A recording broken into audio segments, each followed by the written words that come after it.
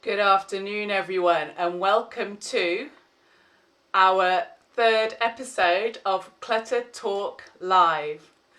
This theme for this series is Thinking Global, Acting Local, and we're really excited for this one to have Tanya Lewis from Melbourne, Australia, a waste coach, and a superb eco-organizer who's going to share her wisdoms and thoughts about recycling, waste, and all the rest of it. So really, really excited for this show. And let's welcome in Clara Moore of Joy of Space and Elaine.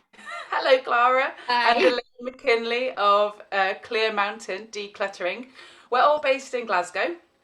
And we basically just cause a lot of trouble together. In fact, we call each other the decluttering dream team, don't we? We tend to do a lot of dreaming.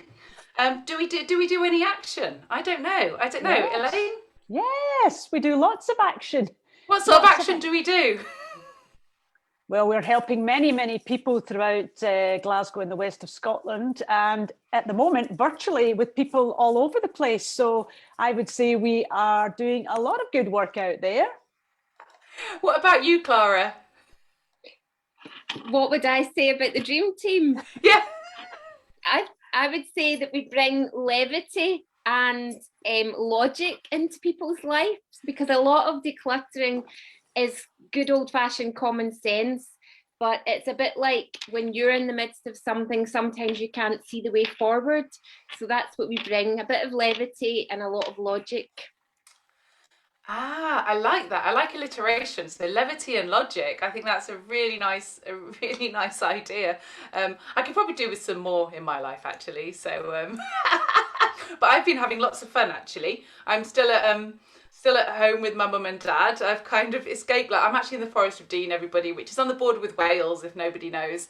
And I've been doing things like I've been trying to keep up the good humour, learning the cup song, different kind of body percussion, singing. But one of my joys, I'm going to get in first, of today was that in the attic was discovered some old reel-to-reel tape recordings um, of my granny, my mum's mum, used to be the entertainment manager for one of the hospitals in London and put on Christmas shows every year. Yeah. And this is playing, and so we got it put onto digital, and I was listening to it this morning, and it's Oh. got like theme of the stripper, and it's hilarious. And my mum was recalling how she remembered like these two nurses, male nurses, stripping to this song. So I was kind of like, so that was my morning of decluttering memory.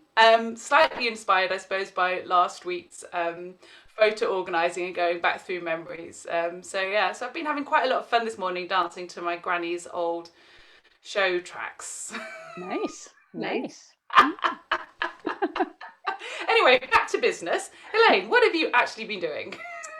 Well, funnily enough, this morning I posted for my Wellness Wednesday was to replenish your body and to, nourish your body. And one of the things that I suggested people should do is dance. So that ties in with what you've been doing. But I've actually had a very busy morning. I've been down at a wellness centre just here on the south side of Glasgow, and I'm involved with the wellness centre. And we are putting together this beautiful building, which is recycling old wood and things like that, for to run mindfulness classes and other types of classes, of life skill classes for teenagers. So it's a very important job that I've been doing down there this morning. And we've been putting sort of motivational quotes on the walls and things like that today. So I've had a lovely morning, but I rushed back, quickly had my lunch, and then that's me ready to start our little session. So yeah. And what's your favourite motivational quote on the walls? The one that I like sort of just like the take every day as it comes, really. I think that people think possibly sometimes too far behind and too far ahead, and we really need to be in the present moment. So we just sort of we're looking at getting people into the present moment and dealing with the mind, body and soul, I guess, just here and now, because a lot of people are very stressed about what's coming up and are dwelling a lot on what has happened. And I know we have to think about what's happened in the past, but some people hold that so much in their body that they can't move forward. So we're really, really trying to teach teenagers to, you know, relax into each day and start with good habits, and to help their minds. So yeah, it's been good. Sounds great. Clara, how's your day been or week been? My days had a much more sedate start. I took the dog to the park and I bumped into this lady who I bumped into at the beginning, not literally, socially distanced. I mean, that's a figure of speech.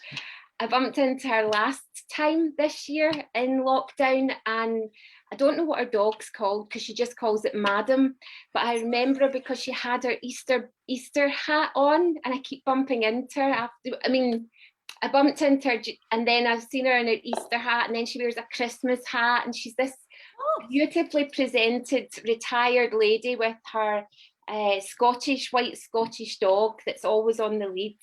Very polite, but she has these amazing hats. So I had a lovely morning in the park with the dog.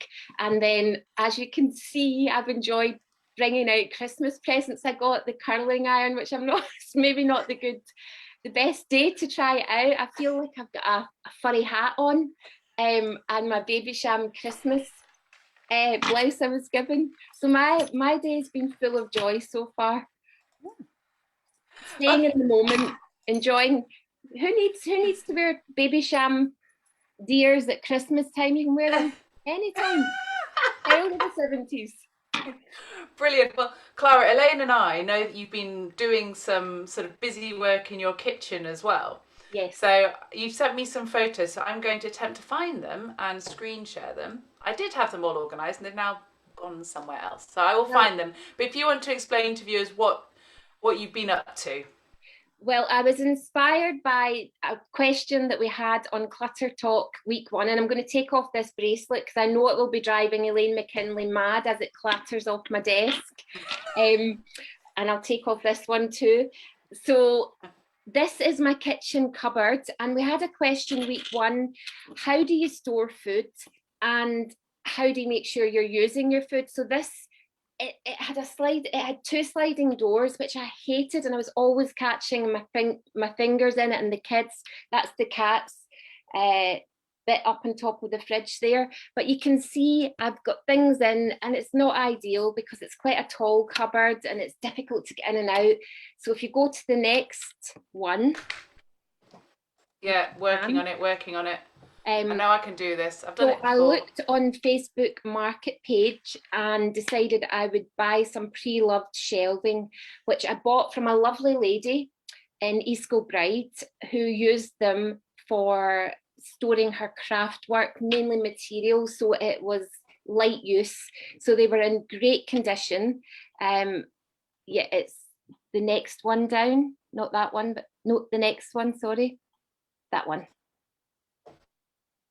Next, yes. So I took both those doors off. Not that one, the next one with the fairy lights. Yep. Yes. So I took both those doors off. I built that shelving and then realised that I couldn't actually fit it in. So I had to take it apart again and put it back in. So I used what I had, which at the bottom, they were things that my storage baskets that my daughter had no longer wanted. But for the person who said, how can you make sure you use your food?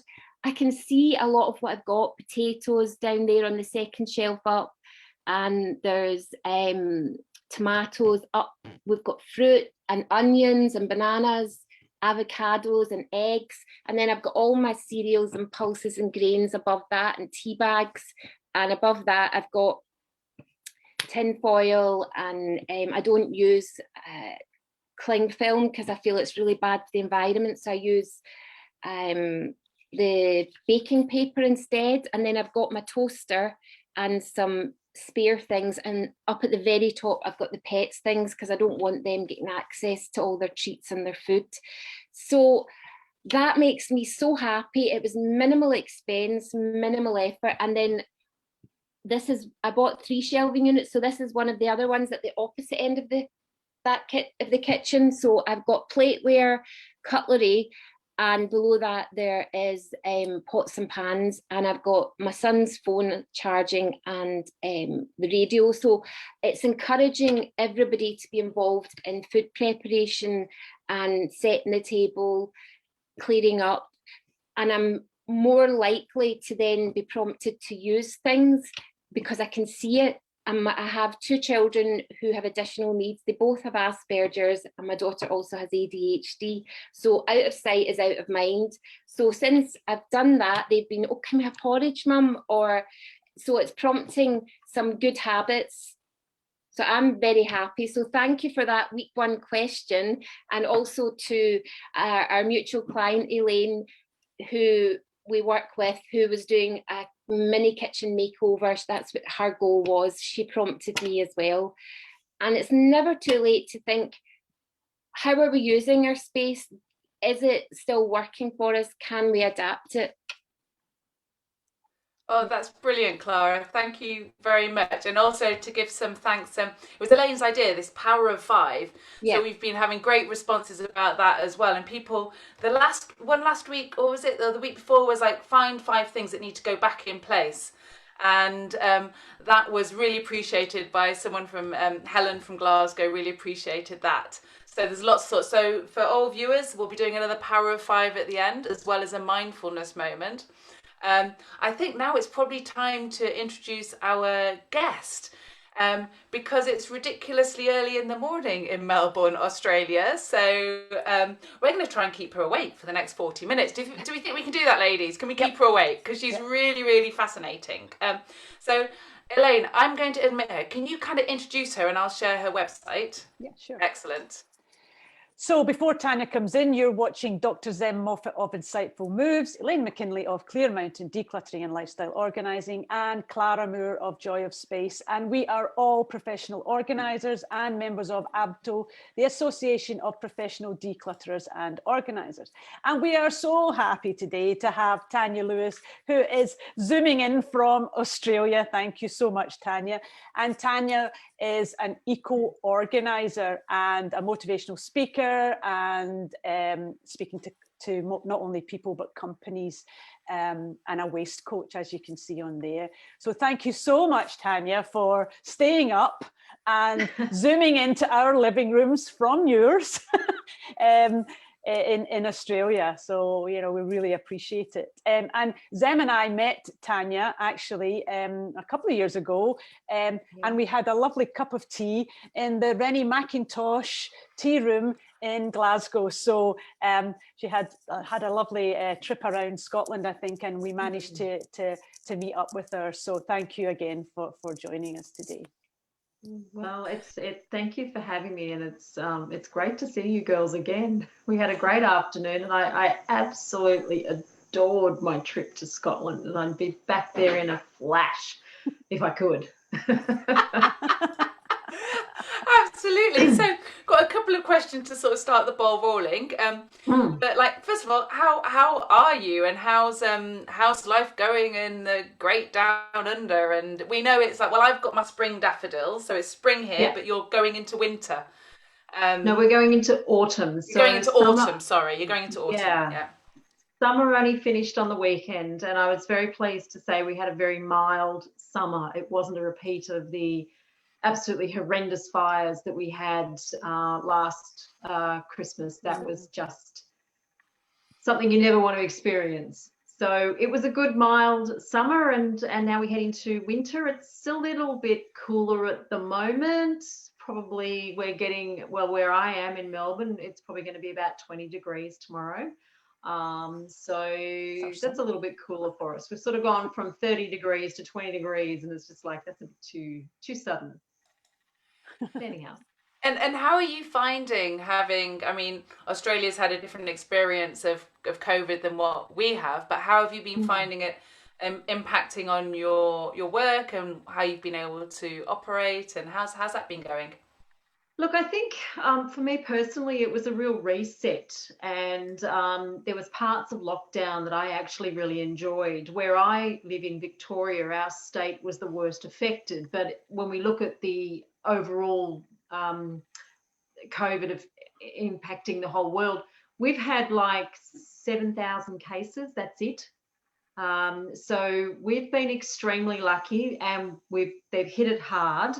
So it was kind of just nice to get off that crazy, crazy roundabout that we've been on, and reassess what was really important. And I think that's where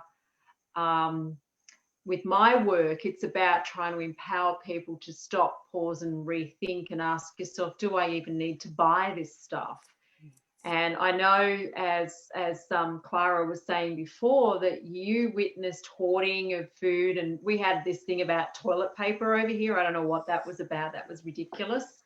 So I think we had to go through several lockdowns, and towards the second one, the end of the second one, and we had a small lockdown last week, people are more calm about it. We're starting to get back to work. We're starting to get a little bit more COVID normal. My work has totally changed because I'm a motivational speaker. So all the public speaking engagements has just been wiped off the calendar, and probably will be until next year. But it's opened up other opportunities, which is fantastic, which is enabling me to speak to you guys.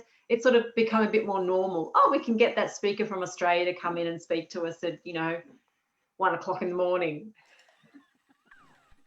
Yeah, thank you. Yeah, I'm quite cheeky. I'll just be like, hey, can you possibly stay up several hours past your bedtime to join us? But we've got some good questions for you, I'm sure. Elaine, Clara, is there anything that kind of, certainly for me, this whole reset and this change in what is essential to my work or to I consider what I do a vocation, what is essential to it is really getting honed down. And I also kind of very much appreciated the break being put on, because I'm sort of very, very fortunate in my sort of situation here, in being able to do that. I'm not a key worker. My job is not to connect with people now, so I don't spread the virus. But Clara and Elaine, is there things that resonate with you with what Tanya said? Yeah, I think as we've spoken about over the last few weeks, we've had to adapt how we speak to people. Yesterday I was on to one of somebody who's actually on here watching, and we were doing a kind of motivational session, and planning out how she will take things forward once we come out of lockdown again, because obviously we are still in lockdown. And so I think the way of working has changed, and I think for some people, sitting in the space that they're in, as we've said before, for such a long period of time has made a lot of people recognize what they have around them. And as Tanya said, do we need things around us so much? Do we need as much stuff around us? Are we recycling enough? Are we buying too much? There's all these questions that are coming into our, certainly my clients' minds. Oh, I've got this cupboard full of food that I haven't used, like Clara's talking about. I'm overbuying all the time. So I need to work out a system where I don't have that. And Clara's system looked great. And that's what we would suggest. And, not out of sight, out of mind. We want it visual so you can see. So I think that these are all new techniques that we will take to clients as we move forward. And clients also understand a little bit better because they've been sitting in this situation. Whereas before they maybe have been out working and only coming back home at night. So they've not seen as much of what they have around them. But the fact that they're sitting all day, every day, looking at the same things, do I need all this stuff, is one of the questions that, I'm asking people to think about. So I think that for me, it definitely is going to change the way that I work with people and the language that I use when I'm working with people. That's really interesting. Elaine, and very useful insights there. And I would say my insights are along with how we're all connecting with each other, which I think has changed during lockdown. I think we notice each other more, and because our routines and our habits have changed. For example, I hadn't been in since before Christmas to my local coffee shop. When I say in, I mean ordered outside a coffee, and the person said, "Oh, I haven't seen you since before Christmas. How have you been? I've missed you. It's nice to see you." And it's not somewhere I go all the time, but I didn't notice those exchanges so much before lockdown.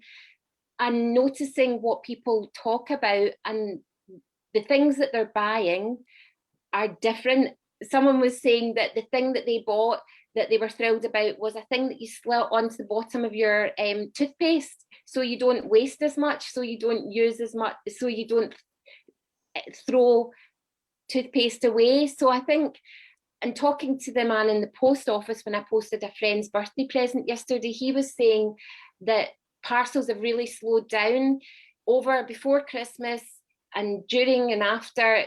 Lots of parcels, he said, but it's as if people have suddenly thought, oh, wait a minute, the novelty's worn off. What are we buying? Why are we buying it? What work are we giving ourselves? So I think we're all more mindful of what we're doing.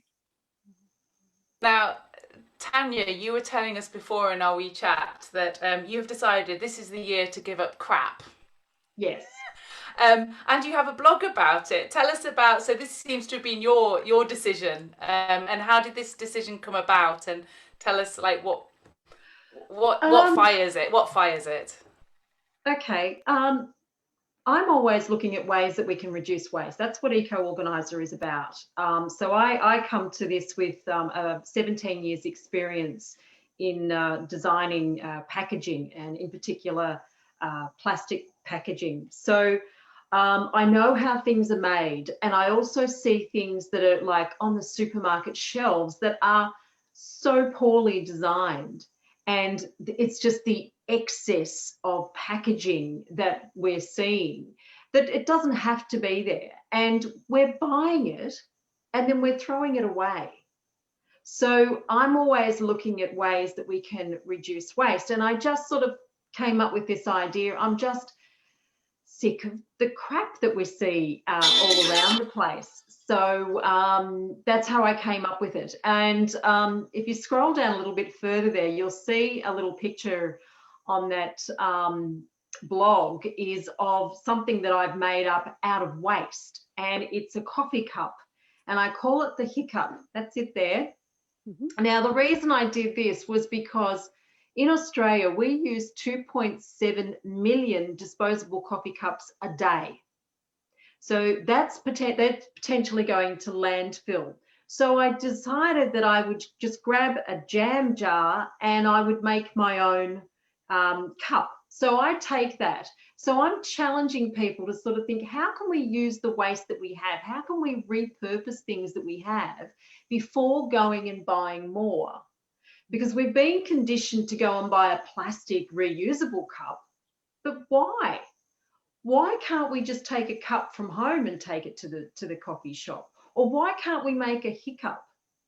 So, and I caught on to the idea from City to Sea, which is a not-for-profit out of Bristol, and they developed a system of having a contactless cup of coffee. And so basically you take your cup in, you put it on the counter, the barista doesn't touch it. They make the coffee, they pour it in, you put the lid on it and you take it away. That's it. So there was all this thing about we can't use reusable cups. Well, in fact, you can. So it sort of started with the idea of the hiccup, and then it just sort of grew from there.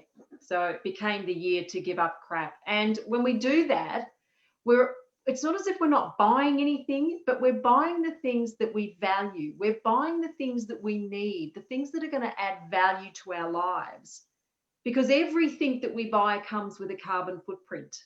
You know, we've cut down a tree, we've dug a hole and we've extracted raw materials and things like that. This stuff has been flown around the world and lands on our doorstep. And like Clara was saying, you know, the postage has slowed down. Well, thank goodness it has in Australia, because it just went crazy.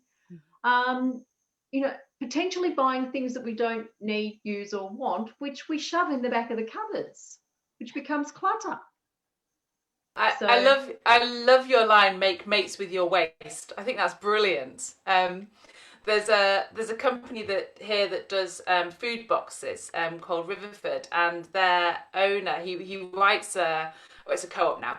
I mean, he writes this kind of quite enthusiastic letter, sort of with your veg box delivery. And his this week is all about food waste. And he tells a story of his 90-year-old dad and being a skip diver and basically looking into a skip for old food, and him saying, "Dad, I think we can have slightly better food." But their whole farming system is like trying to use as much as possible of what we go and make mates with your waste. It's like, I just make stock, or I don't now live with a compost bin, which is I used to, but now I live in a city. I don't have that, so I'll use as much. I'll just shove it in to make stock, make soup, and just try and use as much as possible. So thank you. That's a take home for me. I love that phrase. I've recycled my egg carton this week, and I've got little seeds in here, and hopefully, there's little things coming up,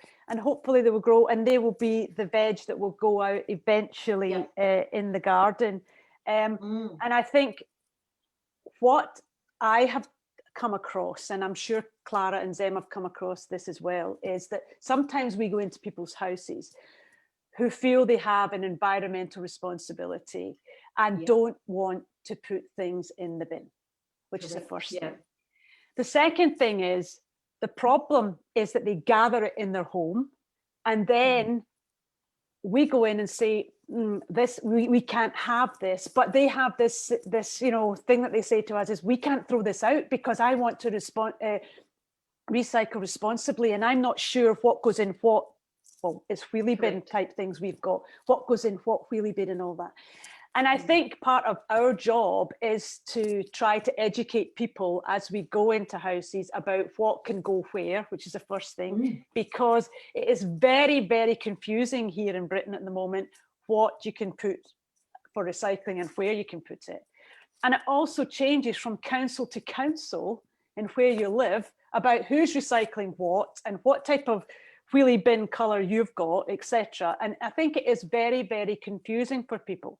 And I think that we have a responsibility to go in and say to people, there is means to recycle this in a kind of ethical way, and this is how you might want to try and do it, rather than sitting in your home and having it all around you. And we've all worked with clients who have that, lots of plastic sitting in their kitchen, lots of cardboard piled up in the hallway, not sure where it can go. Has it got a sticky label on it? Has it not got a sticky label? Are we allowed to put it in with sellotape on it?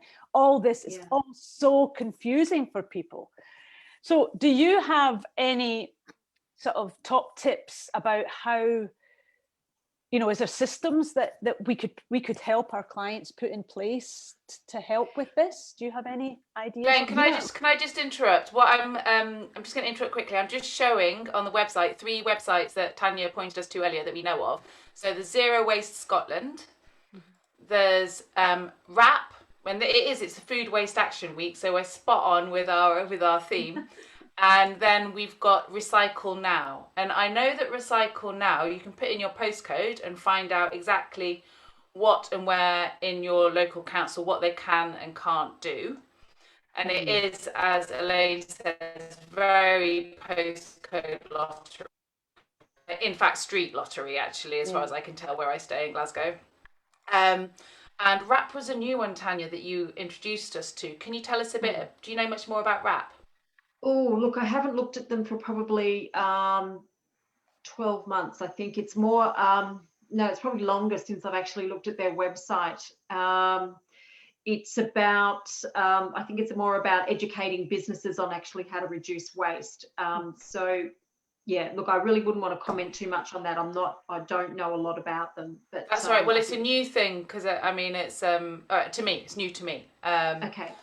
So that's great. And then Zero Waste Scotland as well, if you live in Scotland. So I think those are 3 websites that we can point people in the direction to start figuring out and to reduce that anxiety that, yeah, we don't want things to go into waste. It's exactly what Elaine is saying. It is anxiety. And when I say mates with waste, it's about what I'm trying to sort of help people is to understand that every little bit of, not everything can be recycled because sometimes it's been so poorly designed that they can't separate the types of plastic. So some things are going to have to go to landfill, but there's so much that we can recycle. In Australia, we've got over 16 million mobile phones cluttering the cupboards. Now, mobile phones have really important resources in them that there's only finite on the planet. So it's very, very important that we recycle mobile phones. Because otherwise we've got to mine more of those resources, and when those mines are depleted, what are we going to do to run our mobile phones? So there's so much good that we can do when we become mates with waste. Here in Australia, I was spokesperson for a program a few years ago where we encouraged people to recycle their mobile phone. We aimed to recycle 75,000 within a month, and for every mobile phone that we recycled, another organisation gave people in need a meal out of food that was rescued from supermarkets and things like that. Now, we exceeded that.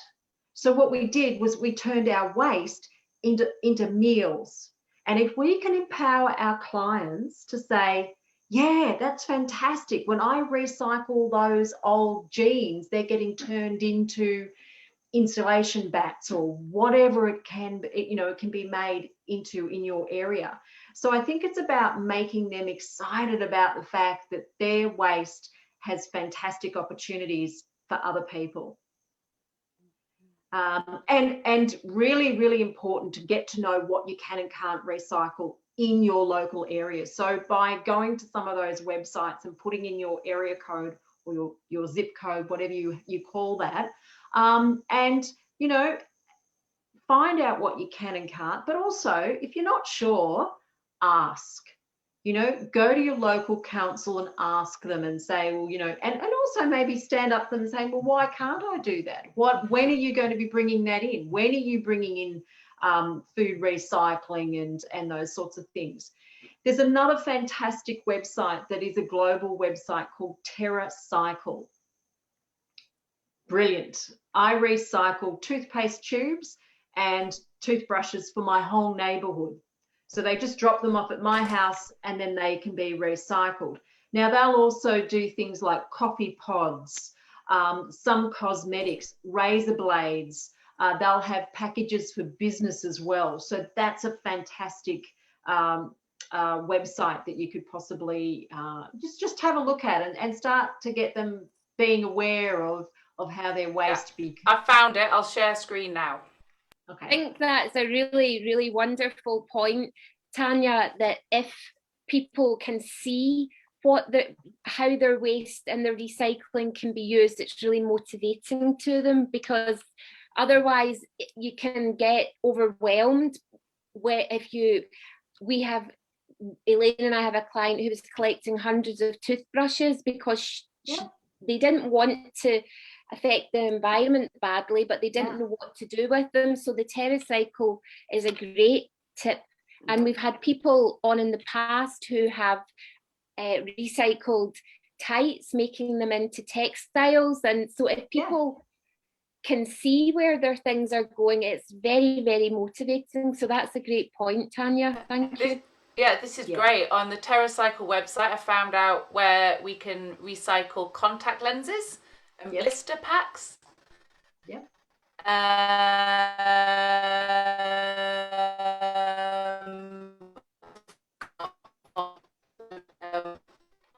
And lots of bottles. Yeah, loads of stuff. Crisp packets, toothbrushes, Colgate. Yeah. Great. Thank you very much, Tanya. No, that's fine. It's a great website. So I say, it's only waste is only waste when we throw it away. So, like a water bottle is made out of petroleum. It's made out of oil. So we drill it, we extract the oil, we turn it into a polymer. It is then blown into a plastic bottle. We drink it once and we throw it out.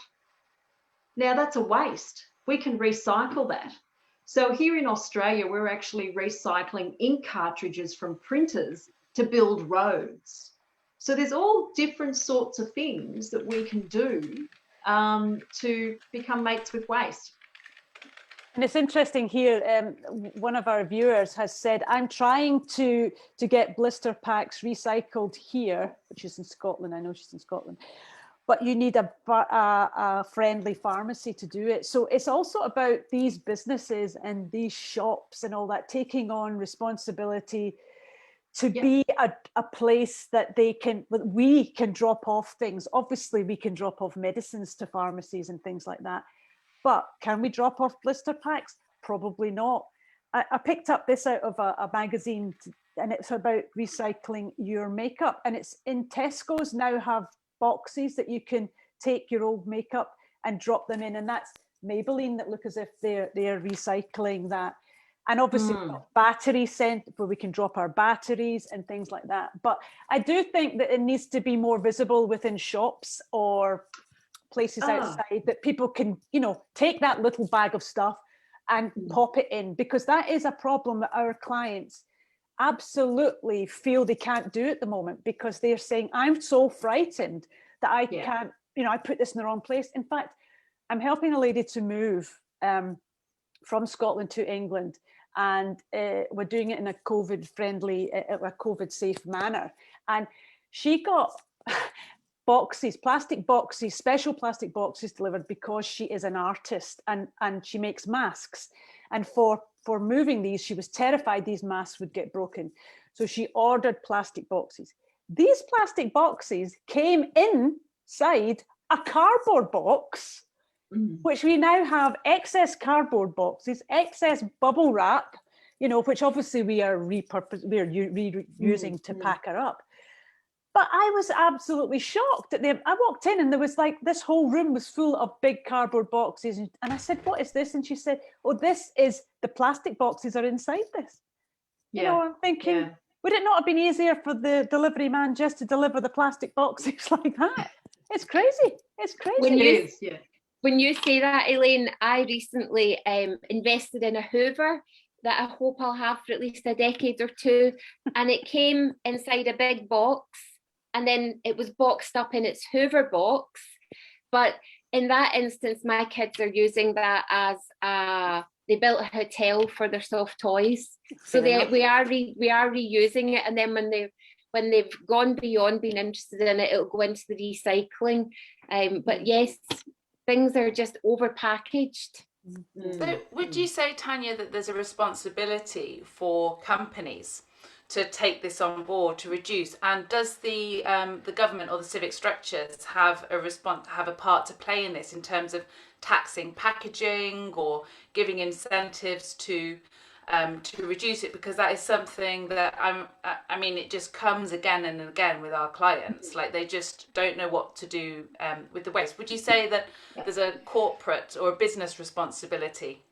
Absolutely. And yes, and in the circle that I move in, it is very prominent now. It's a corporate responsibility. So many large companies now, banks, insurance companies, those sorts of places, have a sustainability team. So it's all about their corporate responsibility. It's also about doing the right thing. So for instance, I've been working with a bank here in Sydney, educating their staff, and it's a credit union. They've got 30,000 members. So I'm educating them the 10 R's, which you girls know about, on how to rethink, take responsibility. So being responsible for the disposal of unwanted stuff and refusing things, and especially refusing greenwash, which is probably another topic on its own. So yeah, it's very much about corporate and government and local government taking responsibility.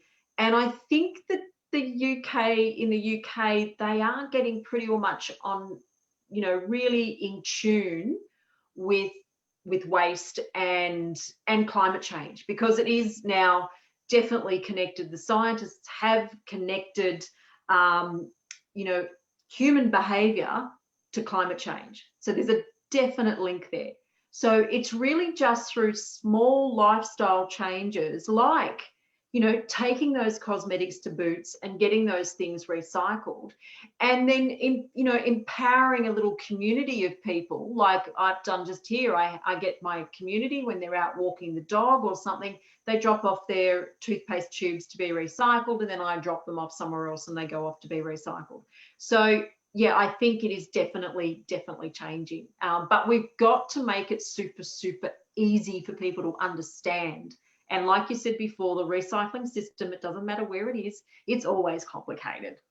And do you find that people are listening, like in these big corporations now? Because you remind me of what Elaine often says, that when Elaine started decluttering, like over 10 years ago now, like decluttering was a dirty word, so you'd have to, I'd like to, if we have time, kind of get into the psychology of it but do you find that the bigger organisations, they're properly listening, they're not just giving lip service?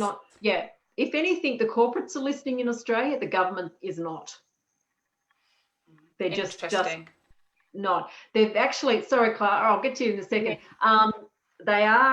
We've actually banned the export of waste from Australia, because like so many, we were all exporting it to China. And of course, we were exporting what they called contaminated waste. So it wasn't sorted, it wasn't pre-sorted, it was dirty and everything. And they just said, no, sorry, you've got to deal with it. So that's one thing that we have done, but they could do a lot more here. But it's actually the corporations are now going, no, we've got to. I mean, you've got the biggest finance companies in the world, like BlackRock Investment, who are now saying we are not investing in fossil fuels anymore.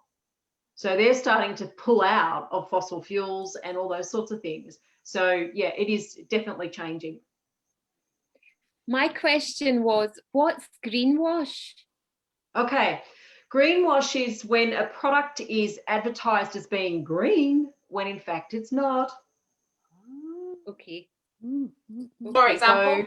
Okay. I'm trying to think of an example that you have over there. I'm trying to think. Okay. There's some different types of plastic, and it's called oxo-biodegradable, and then you can have degradable and all these sorts of things. Basically what that means is that it will break down in certain conditions, but it will never ever disappear. So it'll break down to micro filaments of plastic, which is now ending up in our oceans. But all this stuff is marketed as being, oh, it's good for the planet and it's good for this, when in fact it's not. Okay, thank you. There's a little message in from Danielle, and she says, I'm in the Cayman Islands, so hello to the Cayman Islands. Wow, Cayman Islands, that's amazing. And she says, I'm very jealous that all the recycling options that you have there obviously in Britain. So, I mean, I guess we've got to acknowledge that we're trying in some way better than some other places, maybe. But I saw an interesting thing the other day, and I think it was Australia, and Australia was putting big nets over sort of the big tubes that go out to the sea to catch anything that was sort of being put out into the oceans, I think. And it was this picture of these big nets that had caught like plastic and bits and pieces like that. I think I have that. I think that photo's been around for a while. I think the ultimate is we've just got to reduce. We just have to reduce the amount of waste that we produce. It doesn't matter if you're in India or the Cayman Islands or wherever you are. We are just producing so much waste. In fact, I found something very, very interesting today on an article on LinkedIn, and I will have to read it because it is 1:45 in the morning here. So, Thank you, I haven't Tanya. fallen off the chair yet. I'm doing well. You're doing But really well. This came from A Plastic Planet, which is a UK movement, if you haven't heard of this one. And it says 5 billion pounds of waste generated by products bought online returned to the likes of Amazon sellers and then dumped into landfill. So this stuff that we're buying and we're sending it back, 5 billion pounds is going to landfill. That's shocking. That's really shocking. Well, it's And I something think- to think about, isn't it? Yeah, It's about yeah. that mindful consumption. I think Asking that- yourself, do I need it? Yeah, Tanya, you are bringing so much amazing sort of food for thought, and I'm loving I think there's the thing about the psychology of waste and how we think of waste. So as an anthropologist, I've sort of read about different cultures and communities that use waste in a very different way, from homes being made of dung from the cows, and they use it as bricks. So what we consider as shit actually is building blocks. Absolutely. It's how it's how we think about it and how you can change it. And I love like the idea of sort of compost, of something rotting and then you get roses growing out of it. What is it? And there's this wonderful exhibition that was put on in about 2011 by the Wellcome Trust, which UK people might know as an organisation that marries science and the arts.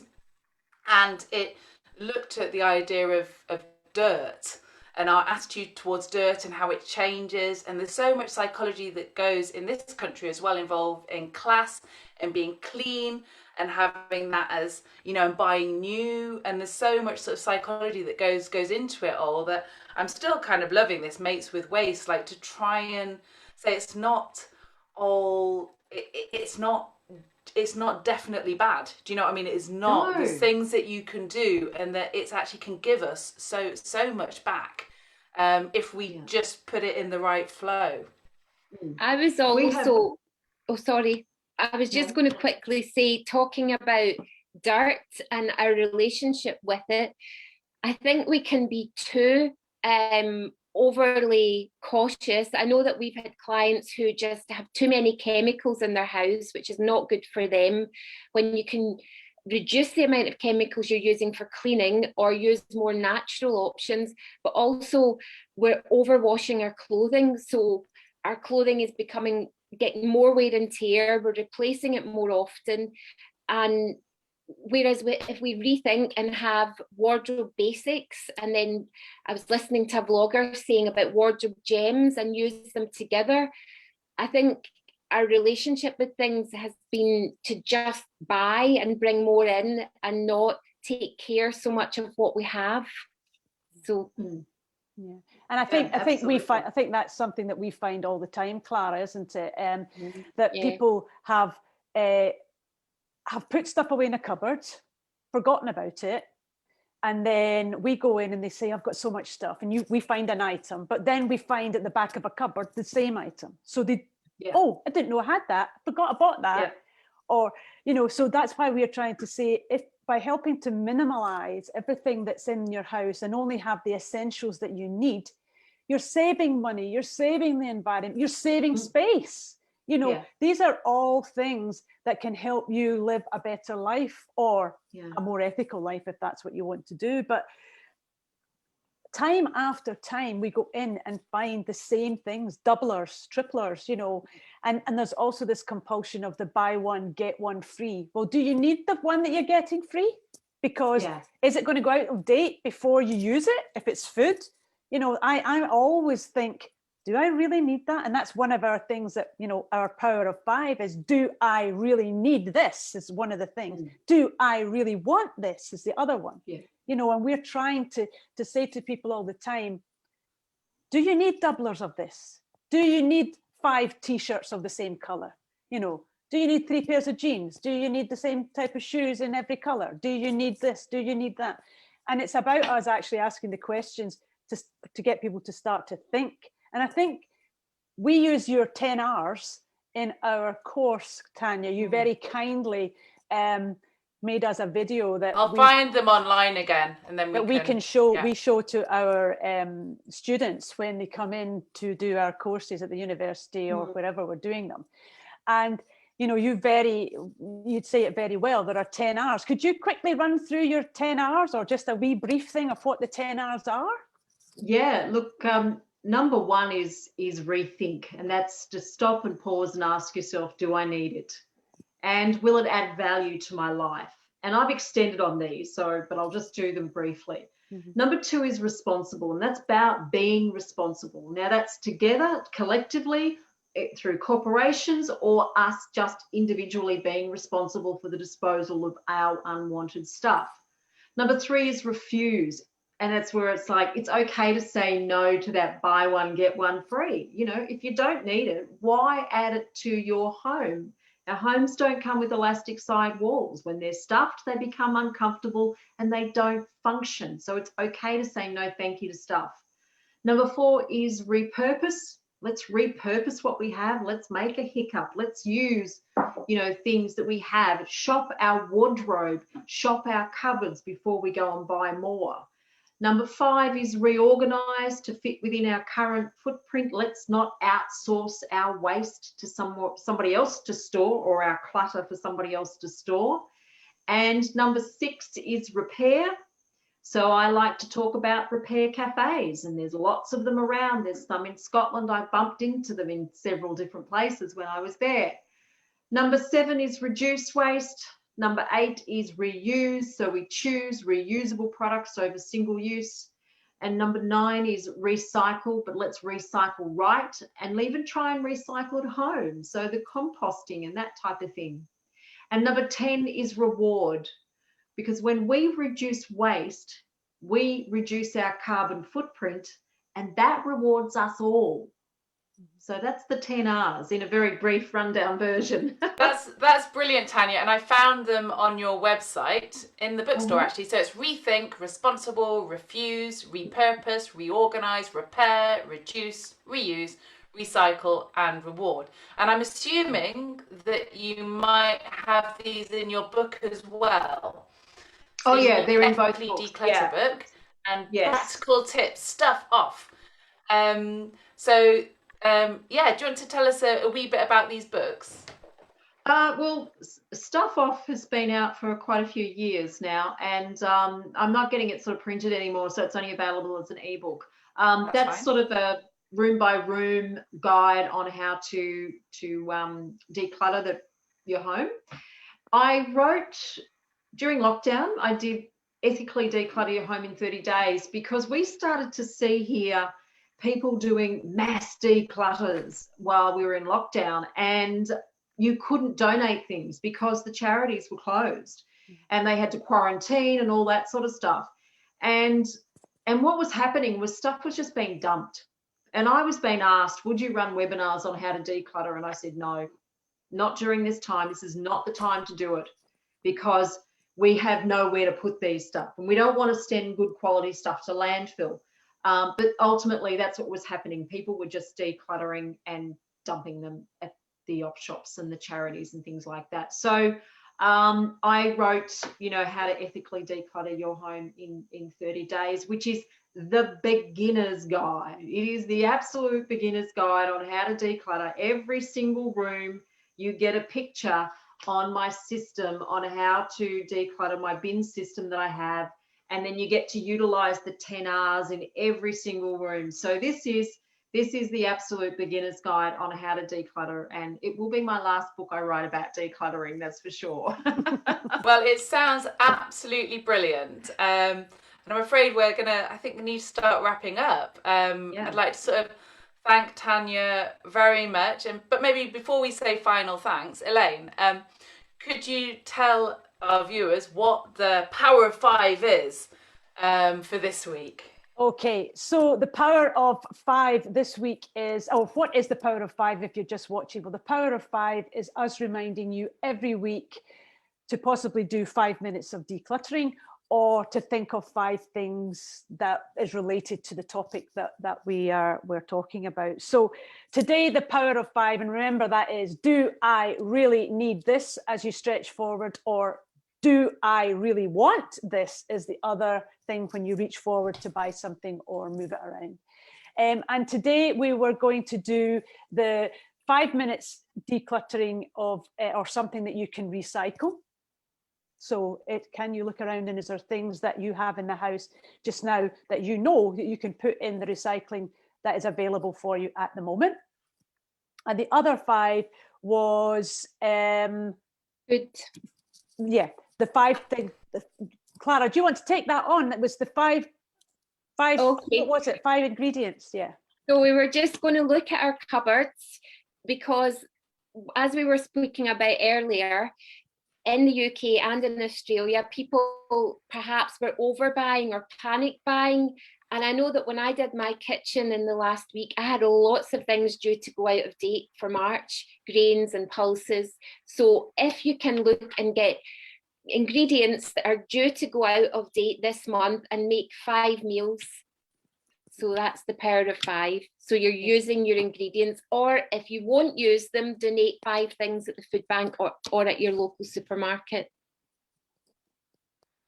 Brilliant. Well, I'm going to try 1 or 2 of those. But Tanya, thank you ever so much for coming on the show and coming into our living room from yours at the other side of the world, and so inspiring. As I said, I'm going to become better mates with my waste. I'm going to try, which is wonderful. Elaine and Clara. Oh, go on. Yeah. Any last thoughts from any of you? I was just going to say that Tanya had a great point about food waste as well, that if you're using your power of 5 to use up your food, then she had a great point about methane gas. Oh yes, yeah. Tell us that one, Yeah. Tanya. Any food that we do send to landfill produces an extremely toxic greenhouse gas called methane, and that is one of the biggest problems that we have in Australia. It's the biggest emitter that we have. So I know you're very advanced with your food waste recycling, so you're probably doing better than what we are, but eat what you have. That's my tip. Eat everything that you have and don't waste it. So yeah. Thank you. Thank you very much. Elaine, do you have any? No, I just say thanks so much for zooming in on us, Tanya, and we hope one day to meet in person the next time you're in Scotland, our beautiful country. And I was due to come to Australia last year, and I didn't get to Australia, so maybe I'll get to Australia at some point as well. So thank you so much, Tanya. Thank you. Well, I was meant to be speaking in London as well in April last year, but of course that all went by the by. But we'll get there. We'll get there. We will. We will absolutely get there, I am sure. So for the viewers, this is brought to you by Clutter Chat, the Scottish charity that seeks the relief of people who suffer because of clutter and through sort of problematic hoarding habits. And we offer support, advice and assistance and raise awareness. So this is part of our raising awareness business. If you fancy donating, we're not going to say no. There should be a PayPal donate button somewhere on the Facebook page or on the YouTube page as well. And to my, I don't know what you're seeing, but to my left, we've got Elaine of Clear Mountain Decluttering, and we have Clara of Joy of Space, and we have Tanya Lewis of Eco-Organizer Australia. So thank you all ever so much, and thank you for your questions. Lovely to get the question from, where was it? The Cayman Islands. The Cayman Islands. Now that's a first. Thank you. We've gone global. We go. We are absolutely global. Oh, and next week we're going to Mexico. And we have Nacho Aguiarte, who is he's a professional organizer, and he focuses on chronic disorganization. So he's calling in from Culiacan, which I think is he'll be breakfast time. So I think as long as he's had a strong coffee, he'll be fine. And this all ties in with our theme for this season, which is Think Global, Act Local, from our living rooms to yours. Thank you. Elaine, would you like to lead us in a mindfulness moment to finish the show? Yes, thanks for joining us, everybody who's watching. If you'd like to join us in a mindful moment, we would love that. But if not, and you're switching off now, we'd love to see you next week when we have our guests from Mexico. But today we're going to finish on a breathing technique that was explained to me at one of my yoga classes by Mark Russell, who was one of the yoga teachers who came on in series 1. So this is a little technique that you can use if you're feeling a wee bit overwhelmed by everything that's going on. So if you'd like to take a moment to just sit comfortably with a nice straight back and your feet on the floor, and take in a nice deep breath in and out, and in and slowly out. And today we're going to take a deep breath in, and then we're going to push anything that you're feeling overwhelmed with above your head out when we do our out breath. So breathe in and push out, up the way. And bring your hands back into your heart. Breathe in. And let's push out anything that's closing in on you. And back to the heart. Breathe in. And push down on anything that you feel is pressurizing you from below. And back to the heart. And out in front of you. Breathe out. And back into the heart. We'll do one more session. Breathe up and out. And back to your heart. Breathe out to the side. And back to your heart. Breathe down, push down. And back to the heart. And finally out to the front. And back to your heart. Have a good afternoon, everybody. See you next week. Bye. See you next week.